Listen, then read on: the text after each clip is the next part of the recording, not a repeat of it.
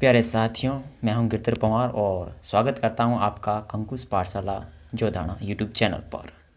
हमारा राजस्थान का जो भूगोल है, इतिहास है, इसका कोर्स तो लगातार चल रहा है क्योंकि हमने राजस्थान का कंप्लीट जीके कोर्स डालने का धीरे धीरे हमने प्रयास किया है और वो प्रयास लगातार चल रहा है। जितना हमें समय मिल रहा है हम आपके लिए पूर्णतः कोशिश कर रहे हैं। ठीक है, तो राजस्थान का भूगोल चल रहा है, इतिहास भी चल रहा है। जल्दी हम कला संस्कृति और पॉलिटी का भी वीडियो डालने की कोशिश करेंगे। लेकिन इसी कड़ी में हम आगे बढ़ाते हैं कि राजस्थान में राजस्थान जीके के साथ साथ जो भी हम राजस्थान का एग्ज़ाम देते हैं उसमें रीजनिंग का भी बहुत बड़ा रोल होता है। तो हम जल्द ही रीजनिंग का वीडियो भी शुरू कर रहे हैं, इसलिए और आज से ही हम धीरे धीरे रीजनिंग के वीडियो भी आपके इसी यूट्यूब चैनल पर मिलना आपको स्टार्ट हो जाएंगे।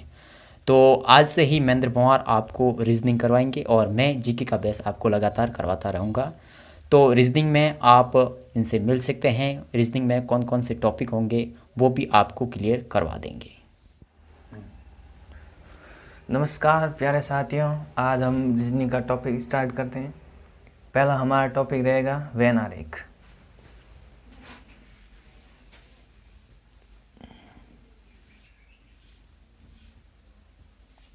वेन आरेख टॉपिक रहेगा। ये टॉपिक सरल एकदम साधारण टॉपिक है। इसमें किसी प्रकार का नियम वगैरह कुछ नहीं लगता है। इसमें हमारे पास क्वेश्चन में ऐसी आकृति आएगी,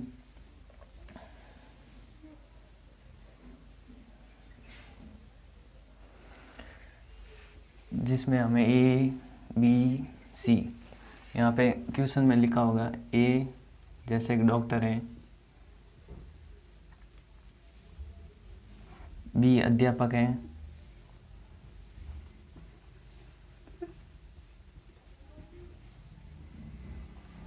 और सी महिला है।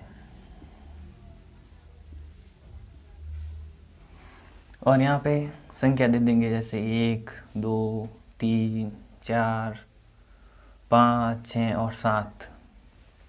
और हमसे पूछेंगे कि कौन सी महिला जो डॉक्टर है। तो हमें यहाँ पे देखना है कि कौन सी महिला डॉक्टर है। तो पहले हम यहाँ पे नाम लिख देंगे, जैसे सी पर महिला है, बी पर अध्यापक हैं और ए पर डॉक्टर। तो हमसे पूछा है कौन सी महिला डॉक्टर है। तो महिला को लीजिए, ये गोला, इसमें देखिए, और ये डॉक्टर। अब देखो इन दोनों में कॉमन कौन सा आ रहा है। उस जैसे कॉमन 6 और 7 आ रहा है, तो इन दोनों को लीजिए, ये हमारा आंसर होगा 6 और 7, जो महिला भी है और डॉक्टर भी है। अगर हमसे ये क्वेश्चन पूछ ले कि कौन सी महिला अध्यापक है पर डॉक्टर नहीं, तो हमारे पास देखते हैं हम, पहला तो महिला ये, फिर देखिए अध्यापक ये। अब जो हमको पूछा गया है कौन सी महिला अध्यापक है पर डॉक्टर नहीं है, तो इस 7 को नहीं लेंगे क्योंकि ये डॉक्टर है, इसलिए इसका आंसर होगा 4। महिला डॉक्टर है, 4 आंसर होगा इसका। ठीक है ना। अगर हमारे पास ये आ जाए कि कौन सी महिला डॉक्टर भी है और अध्यापक भी है, तो हमारा आंसर होगा 7।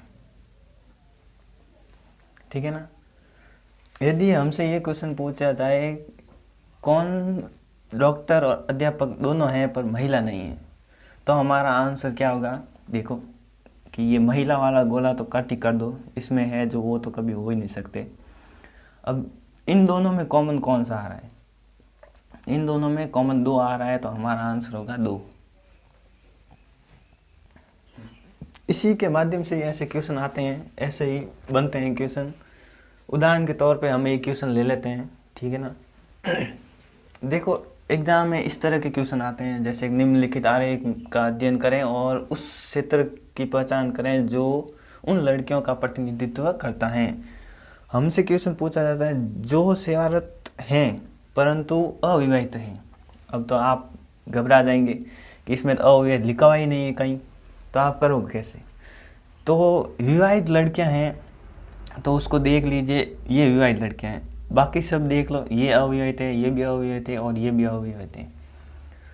इसमें इसका आंसर होगा जो सेवारत हैं। ये देखो सेवारत कौन है, ये सेवारत का ले लिया हमने, किंतु अविवाहित हैं तो इसे तो हम लेंगे भी नहीं क्योंकि ये आगे विवाहित में आ जाते हैं। तो हमारे पास बचा है 2 कॉमन आ रहा है। देखो लड़कियां हैं, इन दोनों के बीच में 2 कॉमन आ रहा है, तो इसका आंसर होगा 2। ऐसा ही एक और क्वेश्चन हम देख लेते हैं। नेक्स्ट क्वेश्चन हमारा ये है, ऐसी गायक कितनी हैं जो न तो खिलाड़ी हैं न ही अध्यापक हैं। तो हम देखेंगे न ही खिलाड़ी हैं, तो इस गोले के अंदर जो भी संख्या है, जैसे 5, ये भी नहीं है, ये भी नहीं है, 17 भी नहीं है, 12 भी नहीं है। अब न ही अध्यापक हैं, तो देखो इस आकृति में जो संख्या दी है वो भी नहीं है, 9 भी नहीं है और 10 भी नहीं है। पीछे हमारे पास क्या बचा, 28। तो हमारा आंसर होगा सी ऑप्शन हमारा सही होगा। चलो एक और क्वेश्चन देख लेते हैं जिससे आपको और थोड़ा सीखने को कुछ मिल जाए, ठीक है ना। ये आकृति है, देखो इस आकृति के माध्यम से मैं वेन आरेख का पूरा आपको सार समझा रहा हूँ। क्वेश्चन तो अलग अलग बनेंगे, जैसे अध्यापक अलग स्टूडेंट का नाम दे देंगे या कोई ऐसा कार्यालय या कुछ भी दे सकते हैं। ये 3 आकृतियाँ हैं ABC। तो देखो कि हमसे क्वेश्चन पूछेंगे कि केवल ए आकृति में कितनी संख्या है। केवल पूछे तो हमें 1 लिखना है, ठीक है ना। अगर पूछ लें कि ए आकृति में कितनी संख्या है तो हमारा आंसर होगा 2, 3। ये 1, 2, 3 होंगे क्योंकि ये एक आकृति में आ रही है, देख लो। और हमसे पूछ ले बी आकृति में केवल, यहाँ पे लिख देता हूँ मैं केवल, बी आकृति में केवल कितनी संख्या है। तो केवल का मतलब होता है कि इन सब को छोड़कर इसमें अकेला कौन है। ये देखो अकेला ही 4 है, तो इसका आंसर होगा 4, ठीक है ना। हमसे पूछ ले सी आकृति में कितनी संख्या है, तो हम देख लेते हैं 6 भी है, 5 भी है, 3 भी है। तो हम लिख देते हैं 6, 5, 3। देख लो ये इस आकृति में सी आकृति ये है, इसमें देख लो 3 भी है, 5 भी है, 6 भी है। अगर हमसे पूछ लें कि ए और बी में कौन सी संख्या है, केवल ए और बी में कौन सी संख्या है, तो केवल तो देख लो ए ये है, बी ये है। अब इनमें देखो कॉमन कौन आ रहा है, कॉमन तो ये आ रहा है, पर ये सी है, सी आकृति में आ जाता है, इसलिए ये आंसर हमारा नहीं होगा। इसका आंसर सिर्फ 2 होगा। और ऐसे ही पूछ लें ए और सी में कौन सी संख्या आ रही है, तो हम लेंगे ए और सी पूछा है, ठीक है ना। तो ए ये ले लेंगे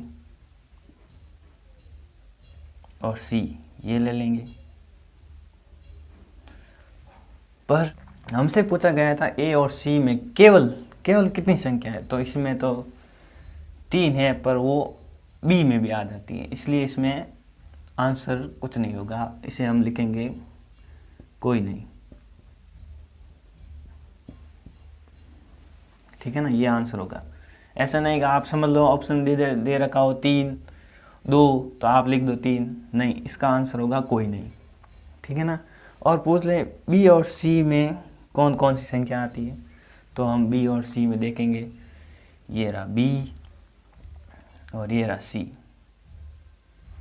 अब इसमें कौन सी संख्या है, तो इसमें तो ये सिर्फ 5 ही कॉमन आ रहा है, देख लो, क्योंकि ये दोनों में है 5, बी में भी है और सी में भी है। इसका आंसर होगा 5। ऐसा नहीं कि आप 6, 5, 3 नहीं 4 भी ले लो, क्योंकि ये सिर्फ एक सी में है, इसे हम नहीं ले सकते। और ये केवल ये 4 हैं वो केवल बी में है। आप ऐसे नहीं ये भी ले लो, ये भी ले लो, ये भी ले लो, तो आपका आंसर गलत होगा। सिर्फ 5 को ही लेना है आपको, क्योंकि यही इन दोनों बीच में कॉमन है। मैं ये आशा करता हूँ कि आपको वीडियो अच्छा लगा होगा। आप इसे ज़्यादा से ज़्यादा शेयर करना। आगे हम इसी तरह आगे आपको और वीडियो देंगे। धन्यवाद।